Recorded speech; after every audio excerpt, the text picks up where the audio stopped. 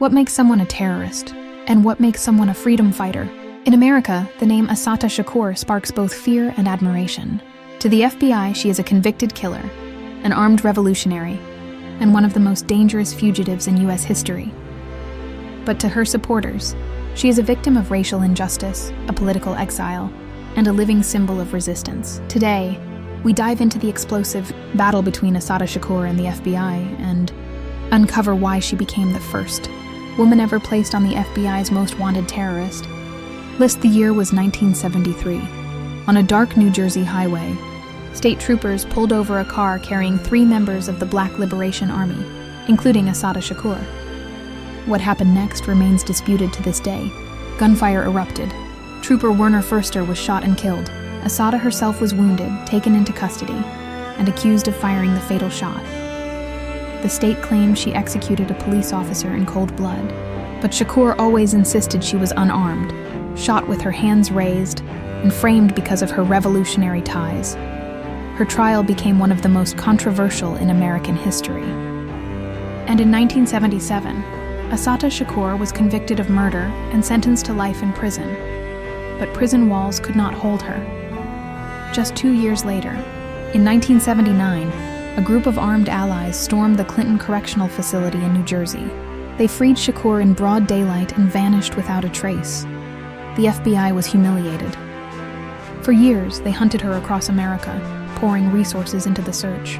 But Shakur had slipped away, disappearing into the shadows of underground networks until she resurfaced in Cuba, where Fidel Castro himself granted her asylum. From that moment on, Assata Shakur became more than just a fugitive. She became a symbol of defiance. The war on terror is at its peak. Osama bin Laden is the world's most wanted man. And yet, in 2005, the FBI adds Assata Shakur to its list of domestic terrorists. Why? The FBI claimed she was part of the Black Liberation Army, a militant group responsible for robberies, bombings, and killings of law enforcement officers. They painted her as a dangerous extremist who had declared war on America itself. In 2013, Assata made history again. She became the first woman ever placed on the FBI's most wanted terrorist list. The government even offered a $2 million reward for information leading to her capture. To the FBI, she was not a political refugee. She was a terrorist who had murdered a cop and escaped justice. But outside government walls, another story was taking shape. To her supporters, Assata was not a terrorist, but a political prisoner targeted by the U.S. government because of her race, her activism, and her outspoken fight against systemic racism. Human rights groups, activists, and even international organizations questioned the fairness of her trial. Many argued she never received true justice, that the FBI exaggerated her role to crush the entire Black liberation movement. In Cuba, Assata Shakur lives openly. She has spoken about her life, her struggles, and why she believes she was forced to flee.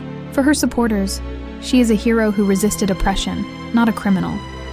So, who is Assata Shakur really? To some, she will always be a cop killer on the run. To others, she is the face of Black resistance, a woman who refused to bow down to a system she called unjust. But one thing is certain: Assata Shakur is still out there.